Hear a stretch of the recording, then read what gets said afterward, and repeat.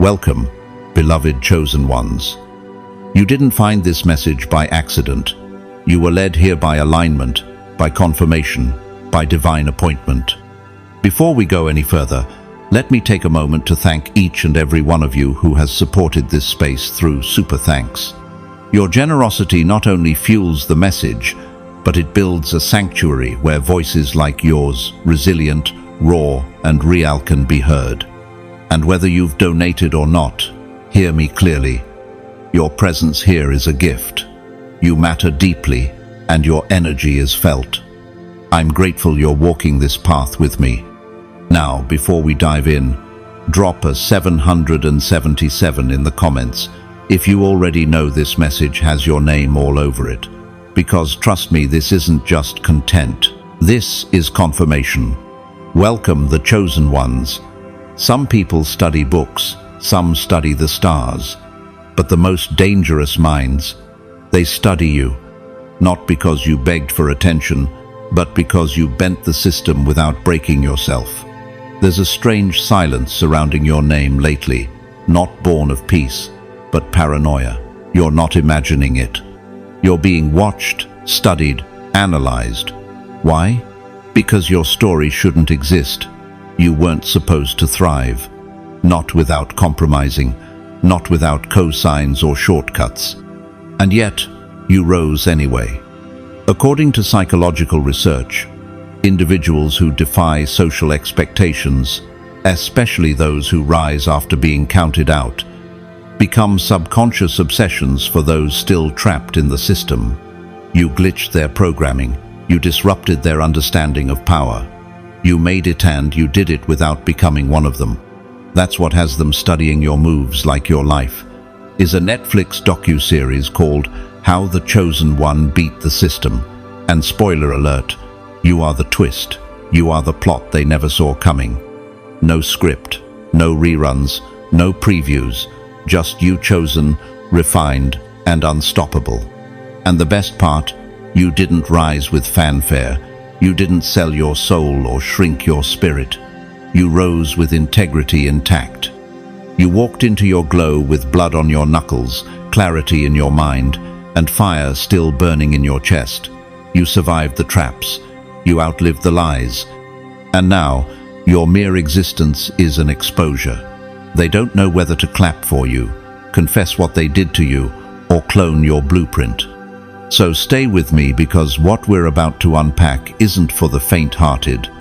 This is for those who shattered expectations, lived through spiritual warfare, and still had the audacity to walk with peace. This is for those who became the evidence others swore could never exist.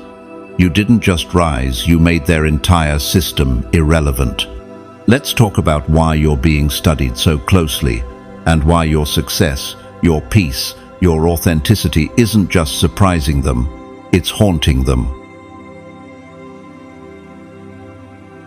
God's chosen ones, no wonder you are being studied.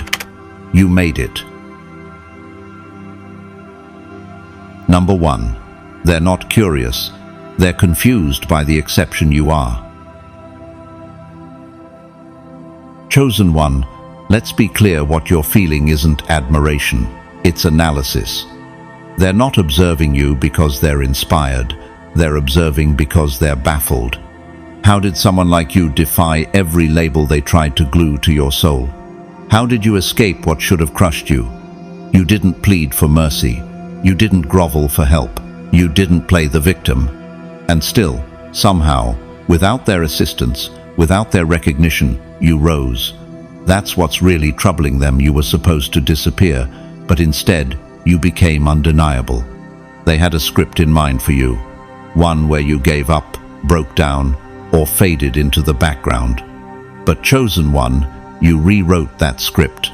You took their mockery and turned it into motivation. You turned rejection into redirection, so now they're not admiring you, they're dissecting you. Why didn't you respond the way others do under that kind of pressure? Why didn't you collapse like they predicted? Could it be that you were never wired like them to begin with? But God chose the foolish things of the world to shame the wise. God chose the weak things of the world to shame the strong. 1 Corinthians 1:27. You've stunned them because you're not predictable.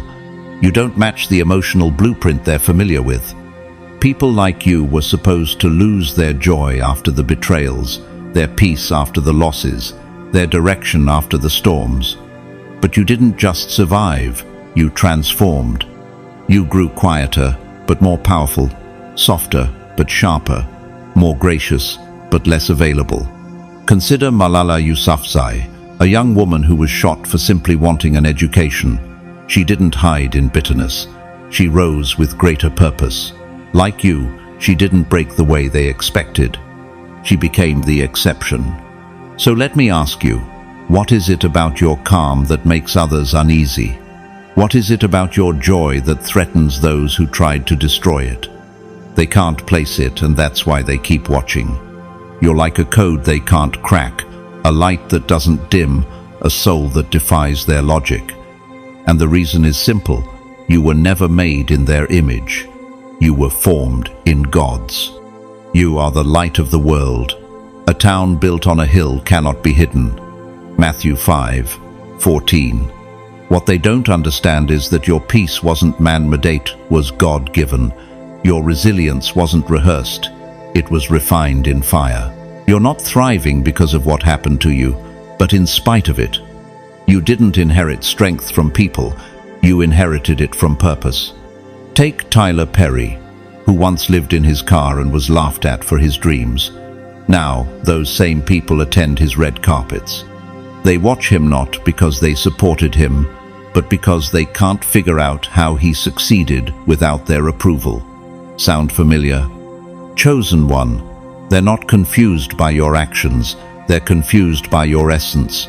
How do you still have kindness in your tone after the lies? How are you still standing tall after all those emotional ambushes? How are you still able to love, create, and shine after so much attempted sabotage? No weapon that is formed against thee shall prosper, and every tongue that shall rise against thee in judgment thou shalt condemn. Isaiah 54:17. And now they monitor your every move, your silence, your smile, your next step, not to celebrate it, to study it, because your existence defies their categories. You're not supposed to still have clarity, creativity, and calm, but you do. You weren't supposed to glow without validation, but you are, and they don't know how to process that. Even Stephen Hawking, given a death sentence by ALS, lived decades beyond expectations and transformed the scientific world. His life, like yours, didn't fit within man's timeline or system. Chosen one, you're not surviving by luck. You're walking in divine contradiction, and that contradiction is the threat. For we are God's masterpiece. He has created us anew in Christ Jesus, so we can do the good things He planned for us long ago. Ephesians 2:10. They thought your silence meant surrender, but your silence was strategy. They thought your distance meant defeat, but your distance was divine preservation. You are the kind of person their minds weren't trained to understand, and that's exactly why they fear you but can't look away. Have you noticed the ones who once dismissed you now hang on to every word? Have you seen how the same voices that once doubted you now mimic your style, your voice, your presence? That's not coincidence. That's spiritual confirmation. You're the outlier, the anomaly, the exception they didn't prepare for. Like Oprah Winfrey, once labeled unfit for television, now studied in business schools. They never imagined she'd define success on her own terms. And that's what you're doing now, too. So, chosen one, walk boldly in your contradiction.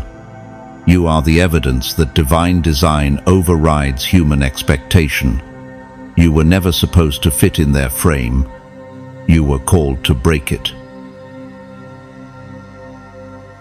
Number 2. You did it without their blueprint. Now they want to reverse engineer your soul. Chosen one, let's get something straight. You didn't rise because you copied their steps. You rose because you trusted your own. You didn't climb by mimicking their ladder. You walked through a wilderness they couldn't survive. And now, the very people who once dismissed you are obsessed.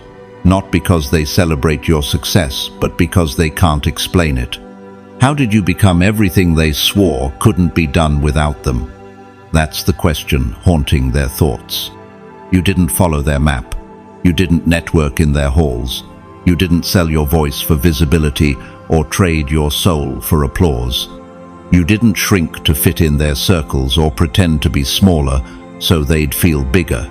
You simply became fully, authentically, spiritually you, and that's what's bending their reality. Thus says the Lord your Redeemer, the Holy One of Israel, I am the Lord your God, who teaches you to profit, who leads you in the way you should go. Isaiah 48:17. Now, they're trying to dissect your process like it's a lab experiment. They take notes on your tone, your movement, your timing. They replay your steps like analysts reviewing game footage. But this isn't about admiration. This is about disruption. You disrupted their idea of success by showing them something different, something divine. Think about Howard Schultz, the man who turned a tiny Seattle coffee shop into Starbucks without a fancy degree or elite connections. He grew up poor, ignored, even doubted. But he didn't ask permission to build his vision. He simply built it, just like you. And now, others study him not because they understand, but because they don't. Chosen one, have you noticed how the ones who used to mock your process now mirror your results? They laughed at your choices, but now they want your peace. They ridiculed your pace, but now they crave your stability.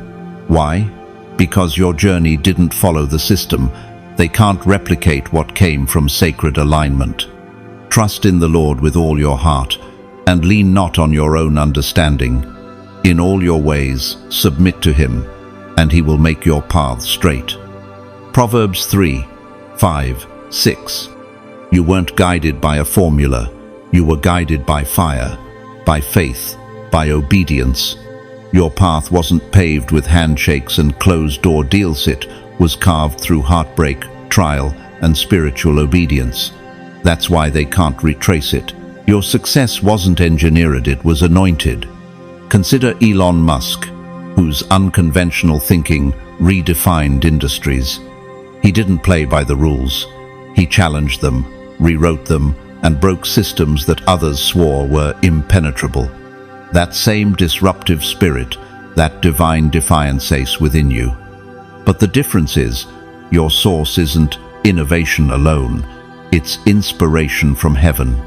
For the Lord gives wisdom, from his mouth come knowledge and understanding. Proverbs 2:6.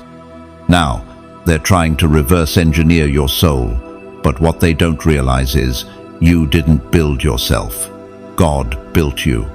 Your life wasn't a strategy, it was a story written by the divine. They think if they study your habits, they'll find your power. But they're looking in the wrong places. You didn't win because of habits. You won because of heaven. They're so used to structure, they don't recognize flow.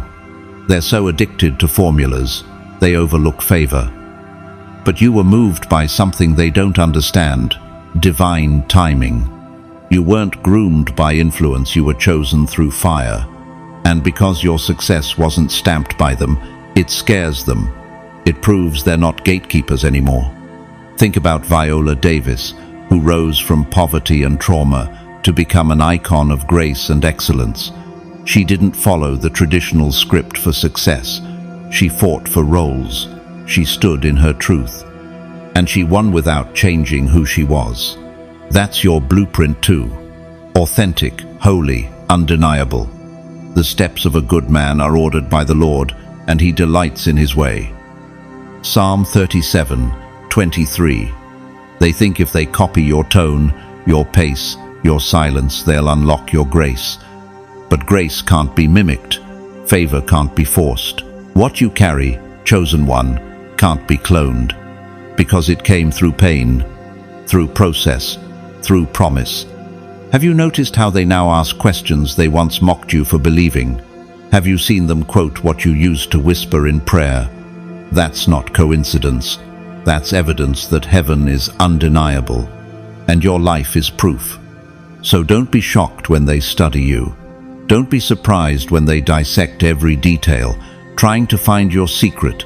Let them watch, let them wonder, but know this: your soul is not a science project. It is a sacred blueprint that only God can design. And what's even more powerful, you didn't just succeed. You did it while staying true, while staying kind, while staying in alignment. You didn't sell out, you stood tall.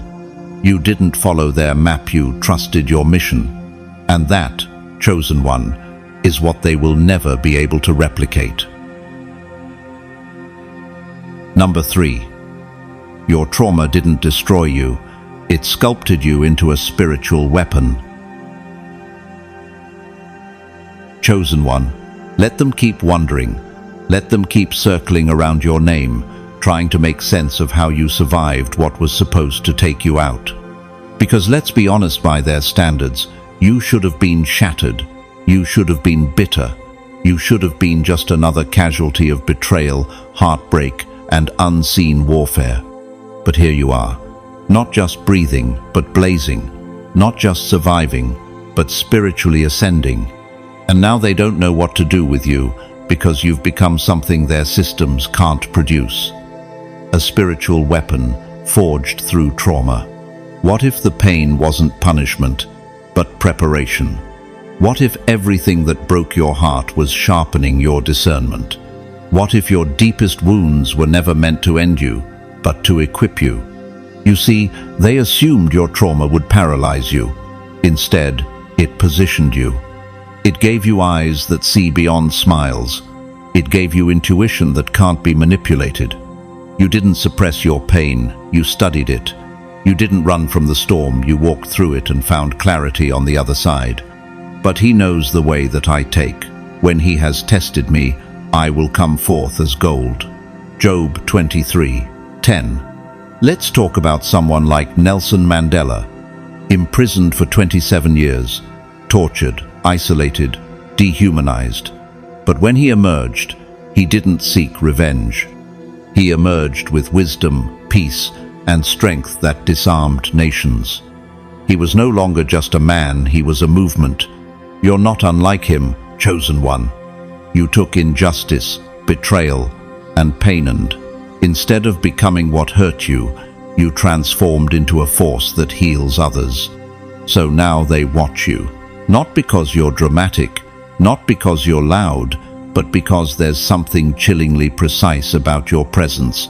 You don't lash out, you don't stumble, you don't need to prove anything, and that stillness frightens people who depend on chaos to control others. You're dangerous, but not because you're cruel.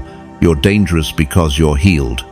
The Lord is close to the brokenhearted and saves those who are crushed in spirit. Psalm 34:18. They expected rage, they expected emotional mess. But you went inward, did the sacred work, and came out with power that can't be taught in books or unlocked through formulas. While most people numb their pain or pass it on, you transmuted yours into discernment, grace, and divine authority. Look at Bethany Hamilton, the surfer who lost her arm in a shark attack. She didn't retreat into grief, she returned to the waves. Stronger, braver, more complete than before. That's you, chosen one. You may still carry the scars, but those scars now speak of survival, not shame. They're studying you now, not just your glow, but the silence behind it. Not just your strength, but how you wield it with kindness. How do you still love with that kind of history? How do you still lead with that kind of past?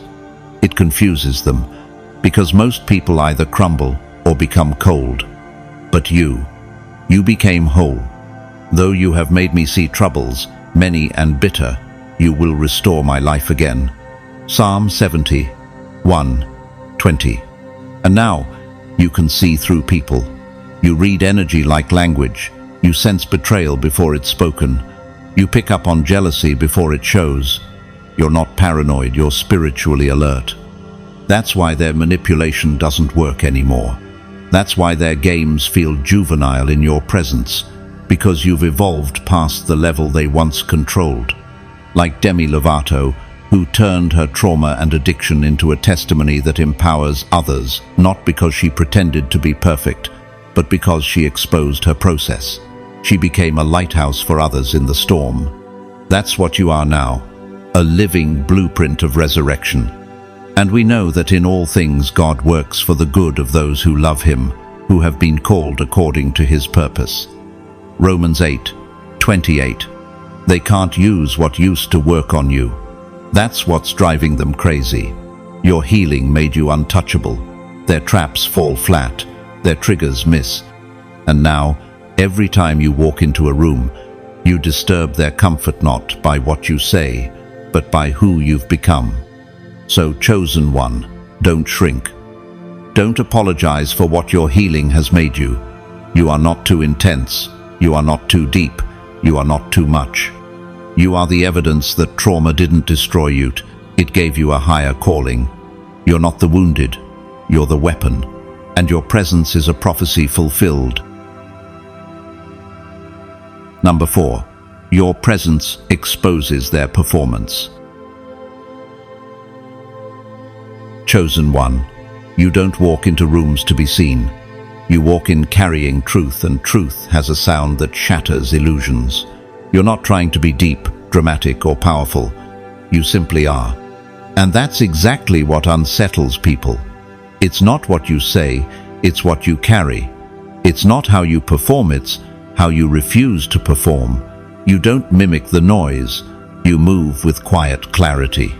And in a world built on masks and roles, your authenticity feels like confrontation. Have you ever noticed how the atmosphere shifts when you enter? Not because you demand attention, but because your very presence demands alignment. People don't always know why they fumble around you, why they suddenly start explaining themselves or changing their tone. But you know, don't you? They're not reacting to your words, they're responding to your frequency. You've become the mirror that exposes what's not real. The light shines in the darkness, and the darkness has not overcome it. John 1:5. You carry the kind of presence that makes other people feel their own absence. That's why they either gravitate toward you like they're starved for something realer, run from you like their disguise is about to melt. And it's not personal, it's spiritual.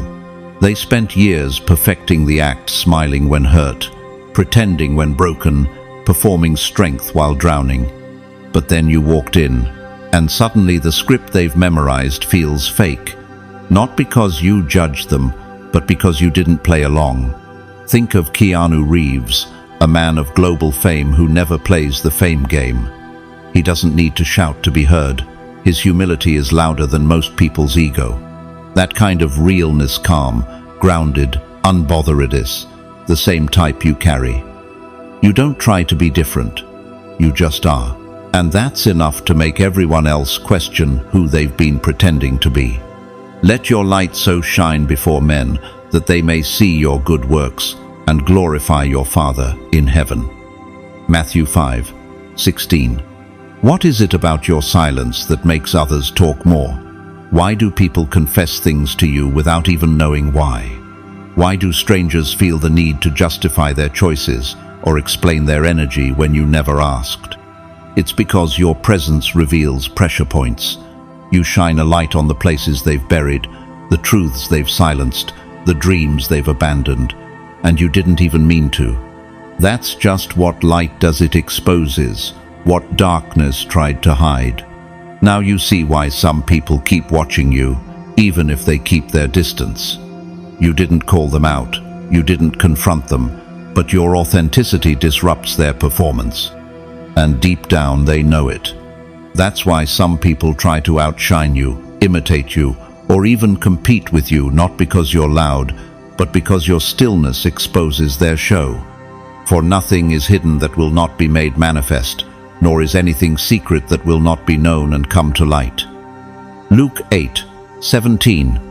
Look at Prince, the music legend who didn't conform to industry standards. He refused to be boxed in. He wasn't just an artist, there was an entire frequency. His presence disrupted tradition, not through rebellion, but through undeniable originality. Like you, he didn't follow the system. He became the standard. And so here's the truth. You don't need a stage to shine. You don't need validation to radiate power. You've reached the place where your very existence makes other people re-evaluate theirs. You're the reminder of what they lost, of what they gave up to fit in, of the spark they silenced in order to be accepted. You bring back the memory of dreams they buried, and that memory hurts. So they either resent you for it or reverence you. Have nothing to do with the fruitless deeds of darkness, but rather expose them. Ephesians 5:11. Think of Chadwick Boseman, who quietly carried the weight of his personal battles while delivering performances that shook the world.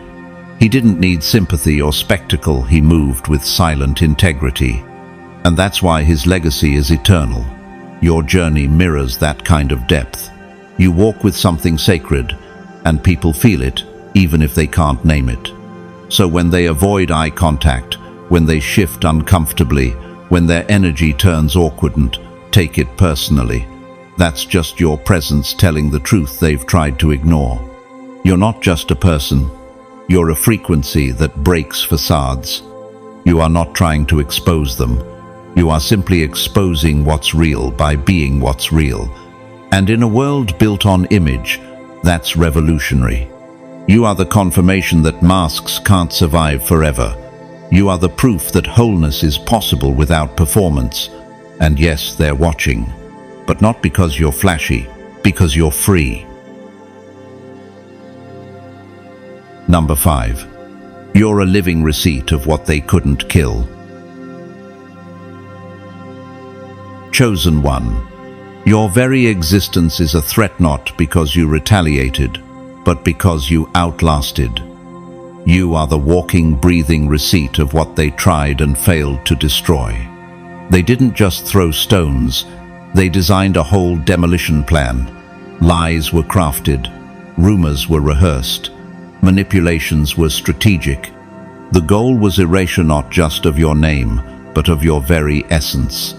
They wanted you to disappear without ever needing to take direct responsibility. But instead of disappearing, you became undeniable. And now, you're rising. You glow with a light they swore they had extinguished. You move with a grace they hoped would turn to bitterness. But here you are, still kind, still chosen, still glowing. How does someone they buried show up more alive than ever? How do you radiate peace after they poured poison on your name? The stone the builders rejected has become the cornerstone. Psalm 118:22. You didn't just survive, you flourished. Every act of healing you embraced became a brick in the temple of your purpose. Every lie they told only highlighted your truth. You never needed to scream your innocence. You let the fruit speak. The success you wear now, that's not decoration, it's documentation. It's evidence that no weapon formed against you prospered. Look at LeBron James, criticized, doubted, called overhyped, before he even hit adulthood. But he didn't answer with argument. She answered with consistency. He let his life speak. His discipline, his focus, his legacy, those are the receipts. Just like you, chosen one. Your wins speak volumes without needing commentary. You prepare a table before me in the presence of my enemies. You anoint my head with oil. My cup overflows. Psalm 23:5. What they can't process is that your peace is louder than their plot. They spun a whole story around your name, unstable, emotional, difficult, dangerous. But now, the more people see the truth of who you are, the more their fiction falls apart. That's why they try to hide you now, because exposure to your current self destroys the lie they worked so hard to sell. Think of Taylor Swift, whose name was dragged through the mud, called manipulative, dramatic, and overexposed. And yet she kept creating, kept evolving. And eventually, The world saw through the noise. She didn't argue, she documented. Her success became her vindication. That's your story too.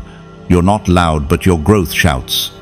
No weapon forged against you will prevail, and you will refute every tongue that accuses you. Isaiah 54:17. You didn't seek revenge, you chose evolution. That's the part that stings them the most. You're not angry. You're elevated. You don't walk with a grudge. You walk with receipts, visible proof that everything they tried failed. They tried to bury you, but you were a seed. They tried to silence you, but your purpose speaks with thunder. Ever wonder why they keep tabs on you now? Why they study your every move, your every post, your every win? Because your life is a contradiction to their narrative. You are the answer they prayed would never manifest. The one they feared would rise, and now all they can do is watch the harvest they swore would never grow. Look at Beth Moore, who stood firm in her spiritual truth while enduring criticism from religious institutions that sought to silence her voice. She didn't fight dirty, she just stood firm, and her strength became the evidence of divine vindication. Just like you, chosen one. The Lord will fight for you. You need only to be still. Exodus 14:14. So keep walking, not with vengeance, but with vision. Not to prove a point, but to fulfill your purpose. You are not the victim of their story. You are the victory they never expected. And the more you rise, the more their lies collapse under the weight of your reality. Number 6. You're the spiritual anomaly they didn't prepare for. Chosen one, your very existence is confusing to the world. You don't fit the mold. You don't play the part.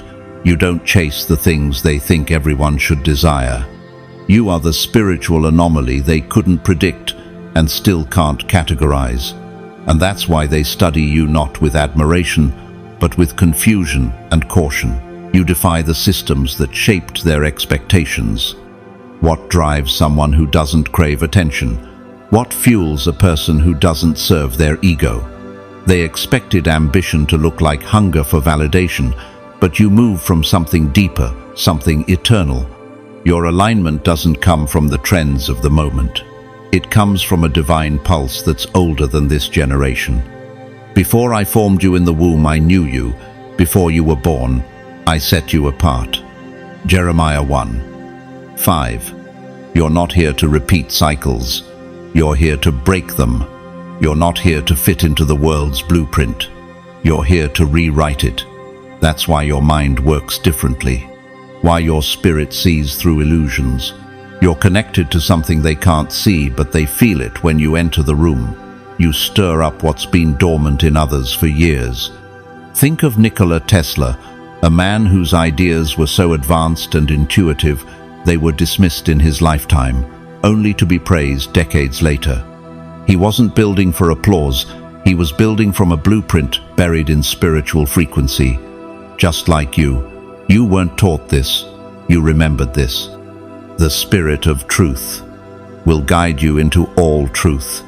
He will not speak on his own, he will speak only what he hears. John 16:13. And now, they don't know what to label you. You're too grounded to call crazy, too intelligent to dismiss, too powerful to control. You're not here to impress. You're here to interrupt, to wake people from the coma of conformity. You are the awakening in motion, the one they never expected to lead but now can't ignore. Look at Harriet Tubman, who didn't just escape slavery, she went back repeatedly to free others. She didn't operate by fear or by man's approval. She followed divine instruction. She moved in a realm most couldn't comprehend. That's you. You feel the divine whisper before others hear the shout. Do not conform to the pattern of this world, but be transformed by the renewing of your mind. Romans 12:2. You've been labeled too much, too spiritual, too intense. But what they're really saying is, you're too real for their comfort. You disrupt the sleep they've been conditioned into. You speak life where death has reigned, and you do it all without needing validation. That's the kind of power that makes the enemy panic. You weren't born for applause. You were born for alignment, and that's why systems tremble when you move. That's why they tried to silence your ancestors, your roots, your bloodline, because they knew one day someone like you would come who couldn't be stopped. And here you are. Look at Bob Marley, whose music was more than melody, it was movement. He wasn't singing to entertain, he was singing to awaken. You're that kind of presence. You carry codes in your spirit, truths in your eyes, and fire in your breath. Arise, shine, for your light has come, and the glory of the Lord rises upon you. Isaiah 60:1. So, chosen one, stop questioning why you're different. That difference was never a flaw, it was your assignment. You are not of this world, you are sent to shift it. And no matter how they study you, label you, or try to replicate you, they'll never understand what God formed in secret and released in power. You're the anomaly they didn't prepare for, and that's why they're afraid of what you'll awaken next. Number 7. Your movement is divine, not trendy. Chosen one, you are not moved by noise. You're not here for the applause, the algorithms, or the clout-chasing chaos. You move according to a frequency that isn't available on any trending chart. You don't follow momentum, you follow mandate. You're not performing to stay visible, you're obeying to stay aligned. And that alone confuses the world around you. Because while they study patterns, you're listening to prophetic rhythm. You move by divine cue, not cultural pressure. And in an age where visibility is mistaken for value, your silence is deafening. Whether you turn to the right or to the left, your ears will hear a voice behind you, saying, "This is the way, walk in it." Isaiah 30:21. Have you noticed how people expect your power to fizzle the moment you go quiet, but instead your comeback is louder than their peak? Why do they refresh your pages when you're absent, wondering when you'll reappear? Because deep down, they sense your movement isn't random, it's revelation. While they post for relevance, you disappear for refinement. You fast when others feast, you rest when others hustle, and you return carrying something no one else could imitate. Just like Beyoncé, who often retreats from the public eye for long seasons, only to re-emerge with work that resets culture. She doesn't chase trends, she sets them. That's what your spiritual walk is like. You don't copy momentum, you become it. But those who wait on the Lord shall renew their strength. They shall mount up with wings like eagles. Isaiah 40:30. You're not predictable, and that's what makes people obsessed with tracking your every step. They expect results from exposure, but you produce results from obedience. They expect movement to look like noise, but your movement is a quiet earthquake. How can someone disappear and return with more presence than before? How can someone retreat and still radiate power? Because you're not moved by external applause. You're powered by internal alignment. Your pace is prophetic. Your stillness is strategic. You don't need to broadcast your journey because God is the one broadcasting your becoming. You don't move because of pressure. You move because of prompting. Think about Haruki Murakami, the quiet Japanese author who shuns media but writes books that stir the world. His process is sacred, his voice is soft, but his impact? Massive, just like you. You weren't born to shout, you were born to shift. The steps of a good man are ordered by the Lord, and he delights in his way. Psalm 37:23. That's why they keep watching, hoping to catch a clue, hoping your silence will slip and expose a formula. But there is no formula, there is only faith. You don't move to trend, you move to transcend. You're not surfing waves, you are the wave, and waves aren't taught, they rise. Your impact feels timeless because it is. You're walking with an eternal tempo in a temporary world. Your stillness speaks louder than their noise. Your absence feels heavier than their presence. And your comeback? It's never a return. It's a divine revelation in motion. Think of Miyamoto Musashi, the undefeated samurai who disappeared from public combat to master his spirit and art. When he re-emerged, he was a living legend. That's you. Your absence isn't silence, it's sacred preparation. In their hearts, humans plan their course, but the Lord establishes their steps. Proverbs 16:9. Chosen one, let them watch, let them guess, let them try to chart a pattern that doesn't exist. Because your life is not a reaction, it's a divine orchestration. You're not meant to be predictable. You're meant to be prophetic. Keep moving when you're led, not when you're liked, because your mission is eternal and eternal things don't chase trends. Number 8. You are the unwritten manual they can't replicate. Chosen one, they don't realize the manual they're looking for is you, not because someone gave you instructions, but because you became the instructions. You didn't inherit a roadmap, you carved one through fire. You didn't get a cheat code, you bled for every breakthrough. While others were guided by mentors, privilege and patterns, you walked through shadows with no one but God, and still you made it. We are hard-pressed on every side, but not crushed, perplexed, but not in despair. 2 Corinthians 4:8.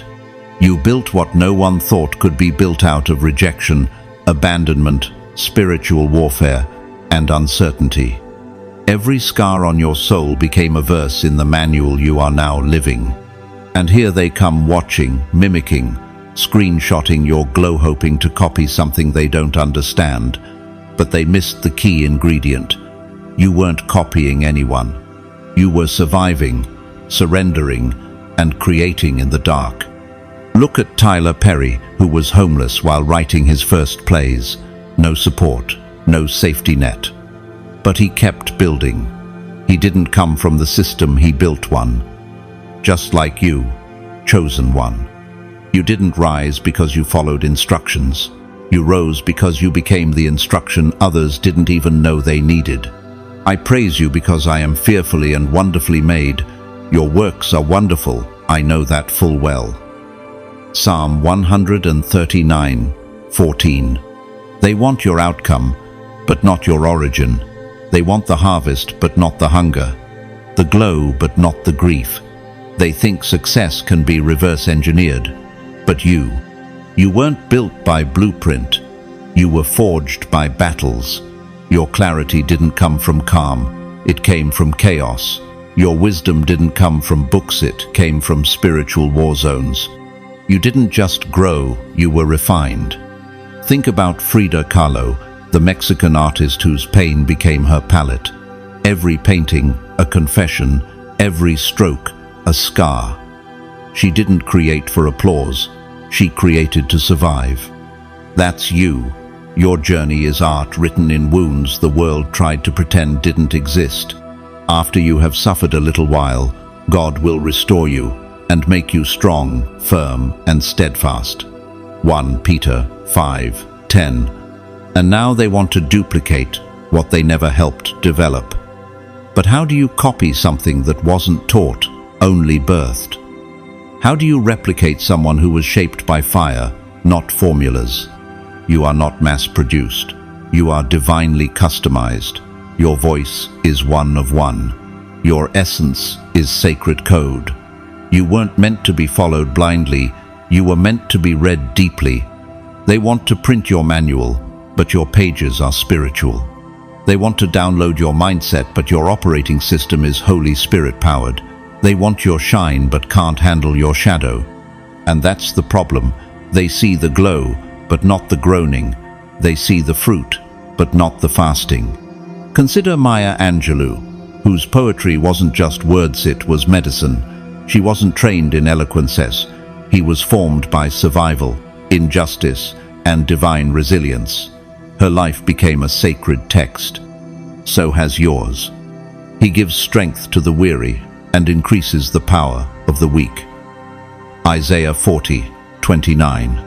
So, chosen one, don't let anyone reduce your essence to a step-by-step. You are not a formula. You are a force. You were built in places no one saw. You were formed in battles no one knew about. You carry answers that can't be taught-only encountered. You are the manual, but only those with depth will ever be able to read you. Number 9. Your success wasn't achieved, it was unleashed. Chosen one, they never saw it coming because they never truly saw you. When they cut you off, shut you out, and pushed you to the margins, they believed they were closing the chapter of your story. But they didn't realize you weren't a climber on their ladder. You were an eagle waiting for the wind. They thought pushing you to the edge would end you. Instead, it activated you. And now, your very success is unexplainable by their logic because it didn't follow their rules. You didn't rise by playing the game. You didn't climb with charm, convenience, or conformity. You soared with obedience, discernment, and unshakable faith. While they hustled for attention, you healed.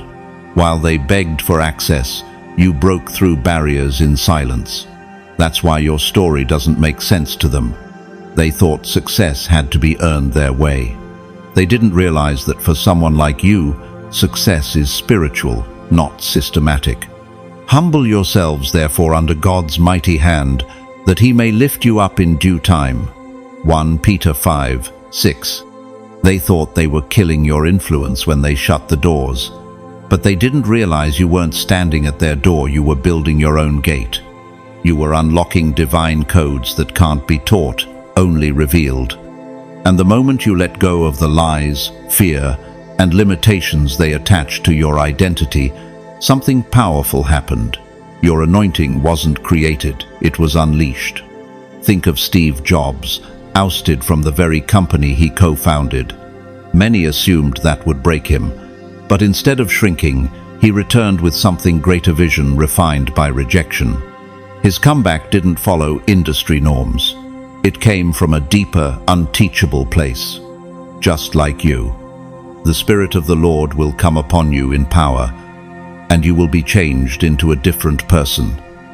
1 Samuel 10:6. They keep watching you now, not because they understand, but because they can't explain how someone discarded rose higher than ever. How does someone walk away from betrayal and come back more whole?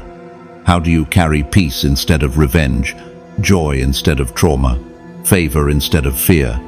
Because your rise didn't come from privilege, it came from permission, not from them but from heaven.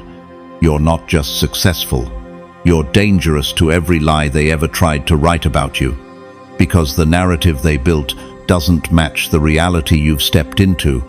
Look at Viola Davis, born into poverty, facing racism and rejection, yet rising to become an icon. She wasn't handed a role, she became the role. Her success wasn't manufactured, it was released through divine purpose and relentless truth. For the Lord your God is the one who goes with you to fight for you against your enemies, to give you victory. Deuteronomy 24. You didn't win because it was easy.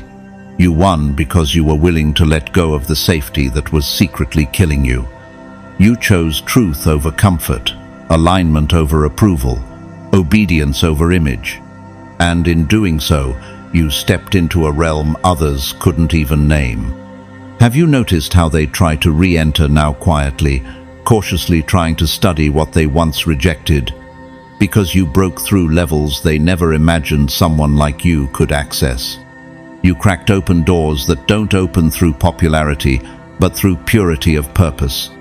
Think about Kobe Bryant, whose mindset, Mamba mentality, wasn't born in arenas, but in early mornings, private battles, and self-discipline. You walk with that same clarity. Your strength wasn't built in crowds, it was unlocked in isolation. Do not despise these small beginnings, for the Lord rejoices to see the work begin. Zechariah 4:10. You're not here because of luck. You're here because you endured when others folded. You forgave when others plotted. You evolved when others performed. And now they're confused because you're not what they expected. You're what they were never prepared to handle. Number 10. Your peace is proof of your power. Chosen one, in a world that celebrates volume, noise, and drama, your calm is confusing. Your stillness is unsettling. Your peace is a disruption. Not because it's passive, but because it's powerful. They expected to see you angry, broken, desperate, or distracted. They hoped the betrayal would shake you, that the rejection would wreck you, that the lies would define you. But instead, your peace stood taller than their plans. What kind of person still smiles after the storm? Who still offers grace after being dragged? Who keeps showing up whole after being torn apart? You do, because your peace wasn't handed to you, it was fought for. You had to confront your inner demons, detox from toxic connections, and unlearn survival patterns passed down like family heirlooms. And in that sacred stillness, you discovered your true strength. Peace I leave with you, my peace I give you. I do not give to you as the world gives. John 14:27. They don't understand it. How can someone who's been through that much still be soft, still be gracious, still carry kindness in their tone and purpose in their walk? That's because your peace wasn't bought, it was birthed through fire. And in your silence, you won. You didn't need to scream. You didn't need revenge. You became the living proof that healing speaks louder than hate. Consider Fred Rogers, better known as Mr. Rogers, who refused to react with anger or retaliation, even in the face of criticism. His consistent calm reshaped generations. He didn't shout. He didn't argue. He lived his values, and that's exactly what made his peace so powerful. You carry that same weight. The Lord will fight for you. You need only to be still. Exodus 14:14. Your peace now stands as a rebuke to everything they tried. They tried to break you, and you became unshakable. They tried to create chaos, but you mastered stillness. They tried to define you with lies, but you redefined the narrative with truth lived quietly. Look at Malala Yousafzai, who was shot for seeking education and still chose peace over revenge. Her response wasn't rage, it was resolve, and that response echoed louder than any retaliation. Just like your peace is now echoing in the places they hoped would remain silent. You will keep in perfect peace those whose minds are steadfast because they trust in you. Isaiah 26:3. Now they study you not to understand your past, but to figure out how your spirit stayed intact, how your glow increased after every betrayal, how your energy remains light after all the darkness. They assumed you'd crumble, but your silence has become a sword, and your joy, a revolution. Ever wonder why they're so uncomfortable around you now? Why they walk on eggshells even when you've said nothing? It's because your peace is convicting. It reveals what they're still wrestling with. It shows what they never conquered, and it forces them to face the fact that you healed and they're still hiding. Look at Nelson Mandela, who forgave his captors and led with reconciliation instead of vengeance. That kind of peace carries the power to shift nations. You carry that same kind of quiet, soul-deep strength. Blessed are the peacemakers, for they shall be called the children of God. Matthew 5:9. So keep walking in your stillness. Keep living in your peace. You don't need a loud response when your presence is already the answer. In a world addicted to chaos, your calm is a threat to every system built on noise. Because, chosen one, your peace is not the absence of pain, it is the presence of power, and that's why they can't stop watching. Number 11. You're a threat because you don't need a throne. Chosen one, Imagine the panic rippling through every room that once dismissed you. How do they handle someone who rises without a title, commands respect without a badge, and leads without a throne? They built their power on applause and hierarchy, yet you walk in crowned by conviction alone. Doesn't it shake them to watch you influence an atmosphere you never auditioned for? While they were rehearsing dominance, you were cultivating depth. Now presence outranks position, and yours is undeniable. Have I not commanded you? Be strong and courageous, for the Lord your God will be with you wherever you go. Joshua 1:9. They counted on your need for validation, but you forged identity in silence. You discovered worth when no one was clapping, strength when no one was watching. What happens to a system built on titles when it meets a soul that doesn't need one?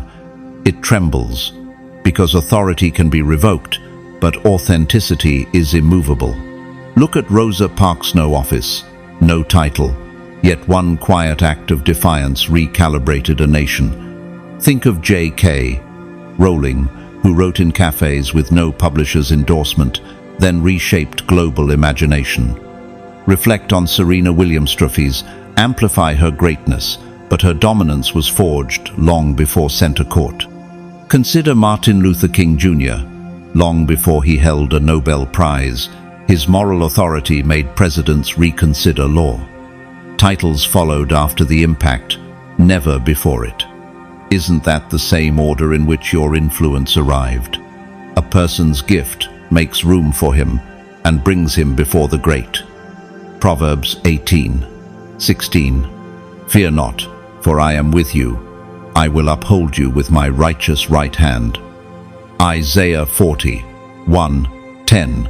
They assumed stripping your platform would strip your power. Yet the room shifts when you breathe, and hearts realign when you speak softly. Why does your calm unsettle those shouting for relevance? Because real presence exposes counterfeit charisma. You don't need to dominate, you're deeply rooted. You don't demand respect, you embody it. They polish crowns, you polish character. They chase influence, you carry inheritance. They publicize achievements, you practice stewardship. And, chosen one, when a person like you appears solid without spectacle, anyone depending on external status feels their facade crack. How do they compete with someone whose confidence can't be confiscated? They can't, so they watch. See, I have placed before you an open door that no one can shut. Revelation 3:8. Here's the truth that unnerves them. You became the throne. Your mindset is the scepter, your integrity, the crown, your compassion, the kingdom. Realm-shifting authority, carried in everyday acts, listening deeply, honoring quietly, deciding wisely. They can seize positions, but they can't seize the person you became in obscurity. So keep walking into rooms like you own none of them, yet transform all of them. Titles may decorate, but presence defines. You are the proof that identity forged in God's whisper outranks every earthly accolade, and nothing terrifies the insecure more than a sovereign who doesn't need to sit on a stage to rule the atmosphere. Number 12. They wanted you gone. Now they want to know how you rose. Chosen one, remember the whispers that said you were finished. They plotted, pushed, and predicted your disappearance. Yet from the rubble of rejection, you built resonance. From ashes, you sparked a wildfire of purpose. Now the same spectators who toasted your downfall replay your every move, hunting for a formula that never existed outside your soul. See, I am doing a new thing. Now it springs up. Do you not perceive it? Isaiah 43:19. They imagined the exile would erase you. Instead, it expanded you. How did ruins become raw material for reinvention? Because you treated betrayal as compost nutrients for uncommon growth. While they networked to be seen, you nested in solitude to be shaped. You listened, healed, aligned, and emerged carrying blueprints heaven never filed with their gatekeepers. Witness Walt Disney fired for lack of imagination, then birthed worlds millions escape into. Consider Sarah Blakely, who turned repeated rejections into a billion-dollar Spanx empire built from a one-woman vision. Look at Trevor Noah, rising from apartheid's margins to global stages, humor weaponized for healing. And study Diana Nyad, who at 64 swam from Cuba to Florida after 4 failed attempts. Every no only conditioned her for a resounding yes. Isn't your journey echoing their siege setback, silently strengthening the comeback? Let us not grow weary in doing good, for at the proper time we will reap a harvest if we do not give up. Galatians 6:9. I can do all things through Christ who strengthens me. Philippians 4:13. They scroll through your story looking for shortcuts, but your elevation wasn't coded in a course. It was carved in the caverns of persistence, prayer, and painful introspection. How do you download nights of tear-stained journaling? How do you screenshot years of unseen discipline? They can't. That's why your rise remains unrepeatable. They want access now, not to celebrate your resilience, but to dissect it. Yet they stumble over one fact. You never waited for permission. While they weaponized gossip, you weaponized growth. While they sought applause, you sought wholeness. You didn't rebuild the old, you invented the unimaginable, and imagination has no reverse engineering. For God gave us not a spirit of fear, but of power, love, and self-discipline. 2 Timothy 1:7. So let them watch. Every step you take in purpose is a lecture they can't audit. Every breath of your peace is a receipt they can't refund. They exiled you so your light would dim. Heaven used exile as the dark canvas to make your brilliance unmistakable. Isn't it poetic that the stage they denied you has become the platform of their own questions? Rise louder in silence. Build bigger in secret. Love deeper without announcement. Because you are the contradiction that shatters their linear narratives, a living demonstration that success, when fused with spirit, doesn't climb, it ascends. And the only blueprint they'll ever find is the transformed heart they never thought could beat again after the break. Number 13. You became the teacher they never deserved. Chosen one. It's almost poetic, isn't it? The very ones who mocked your growth are now silently studying it. The same people who laughed at your pain, downplayed your truth, and dismissed your vision now replay your words like sermons and mirror your moves like lessons. You didn't aim to teach. You were simply trying to survive the betrayal, make sense of the spiritual warfare, and find clarity inside the chaos. But somewhere in the wilderness of your breaking, something sacred was born. Wisdom beyond books, insight beyond titles. He gives wisdom to the wise and knowledge to the discerning. Daniel 2:21. You never needed a pulpit to become a preacher. Your life became the lesson, your scars became the syllabus, your healing became the doctrine. How could you not become a teacher when you had to teach yourself to stand while being trampled? They called you too deep, too intense, too spiritual. But now those same critics lean in, desperate to understand the very frequency they once mocked. Think of Oprah Winfrey, once told she was unfit for television, now regarded as one of the greatest communicators of our time. Or James Baldwin, whose unapologetic truth-telling was once scorned but now quoted by those who once ignored him. Reflect on Glennon Doyle, a woman who turned her raw journey through addiction and brokenness into a message that heals others. And then there's Anthony Bourdain, who taught the world culture, compassion, and courage not through polished lectures, but through lived experience. When pride comes, then comes disgrace, but with humility comes wisdom. Proverbs 11:2. They didn't want your voice, they wanted your silence. But all they did was sharpen the very thing they feared. Your message isn't rehearsed, it's refined. It wasn't borrowed, it was bled for. You speak in a language they can't fake, and that's what burns. Because when you rise, it reveals everything they buried. Is that why your presence makes them so nervous? Because it shows them what they could have been had they chosen healing over ego. You're not trying to impress them. And that's what makes your impact irreversible. You became the professor they never respected but now desperately need. You walk with a humility that silences arrogance. You teach with your decisions. You correct with your stillness. Your joy disrupts their cynicism, and your clarity shames their confusion. Let your conversation be always full of grace, seasoned with salt, so that you may know how to answer everyone. Colossians 4:6. And now, the irony is divine. They quote your phrases without attribution. They mimic your cadence, your confidence, your calm, never realizing that what you carry can't be copied. Because what you embody wasn't taught, it was endured. And what you survived is what gives weight to your wisdom. They want the fruit, but not the fire. They want the glow, but not the groaning. But chosen one, don't water yourself down to make your wisdom more digestible. You are not here to make others comfortable. You're here to illuminate what they tried to ignore. Wisdom is more precious than rubies. Nothing you desire can compare with her.